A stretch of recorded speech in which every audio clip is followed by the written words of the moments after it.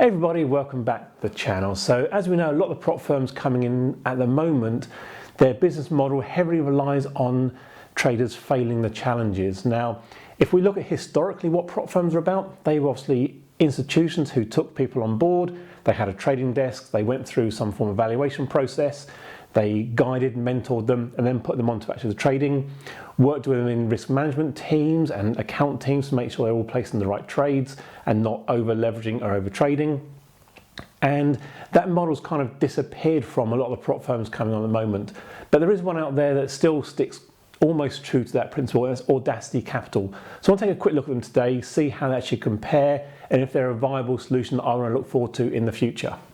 So Audacity Capital have been going for over 10 years now. They were founded in 2012, so they've got a very, very long reputation of working with traders and obviously finding the right traders.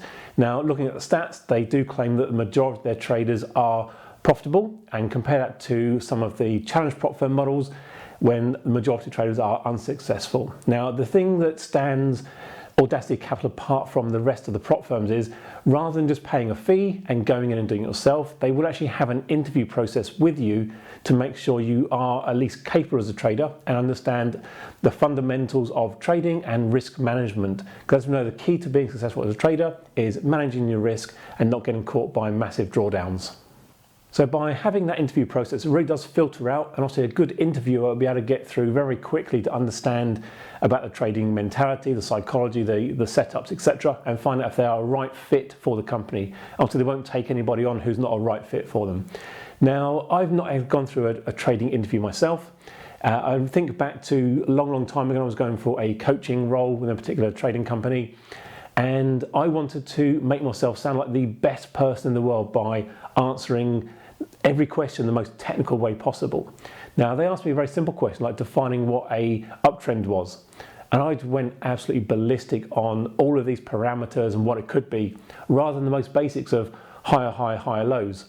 Now, that's obviously the worry is going through an interview, is how do you actually cope with that process and actually go through and get funded.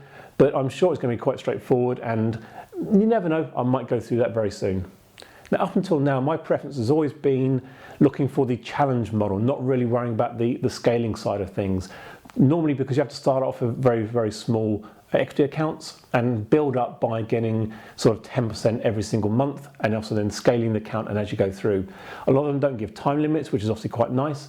But I'm now looking at my journey as a trader and my journey with a lot of the prop firms and realizing that there's actually might be a better opportunity for me to get some additional funding. There's actually a little bit less stress and less risk, and potentially might be a way for some of you guys out there who are struggling with the challenge model to flip over to this sort of scaling route with different parameters to actually get funded.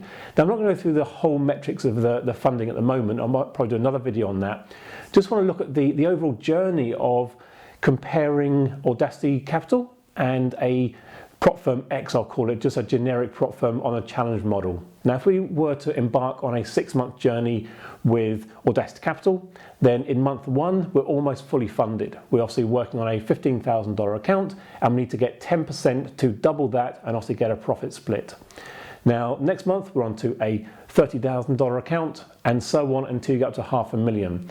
Now, if you look at that over a 6-month period, you can see that. So if you look over the 6-month journey, although the profit splits start off very small, you're building towards the account getting up to that $500,000 point and getting to a decent payout. Now, over 6 months, if you get to the maximum funding, then you would have been paid out over $48,000.